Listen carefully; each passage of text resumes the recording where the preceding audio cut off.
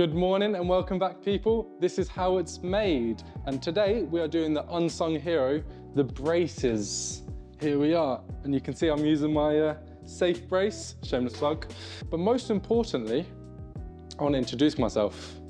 I am Lewis and this is how it's made. So this is our brace. This is our most common brace, the 1.8 meter long horizontal brace. We have a diagonal, which is over here in front of us, which is a 1.6 meter length. And we do them in different sizes, 2.1 and 2.5.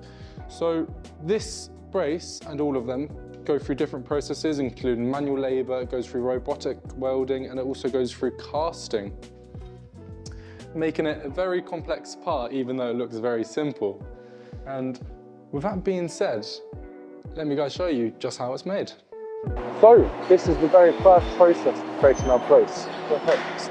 It all starts at the heart of the business, the foundry. And here, this is where magical things happen, because all of our offcuts gets recycled and melted down to be able to be put inside of our gravity die cast. Now here, this is where your hook gets created.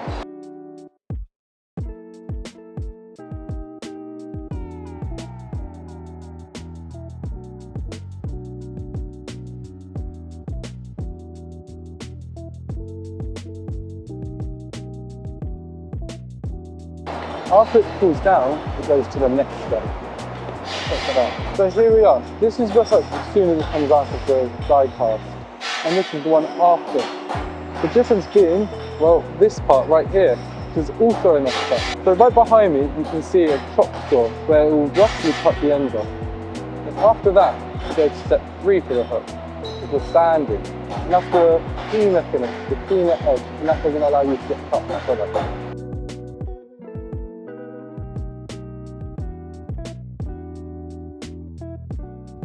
So after the rough fabrication of the cutting and the sanding, it's now over to the functional part. So this is where we use our fantastic patch machine and our custom-made jig. And we use that to fit about 30 different hooks into the machine and vertically drill some holes for it. And that will show you what it's used for in the next step. So here we can see what we're doing is the last part of the hook process. And this is where we put the trigger on. So we need a immovable pin inside, and then we allow the trigger to not escape, and we're using the spring. So when we press it down, it springs right back up. Okay. So now this is what it looks like. This is the finished cooked product. As you can see, it's got the spring there, the trigger. So as soon as the brace goes in, it can't come out. Now we're going to see what the next step is. So after we've cut the tube to size, it's ready for our next step, the robot. Here you can see Prasad, a good friend here, loading the robot with the tube, and then he's going to add the hooks which we've just made after. And then the robot will come and then weld all the way around it. So after the brace comes out the robot and every other product we do, go for a quality check.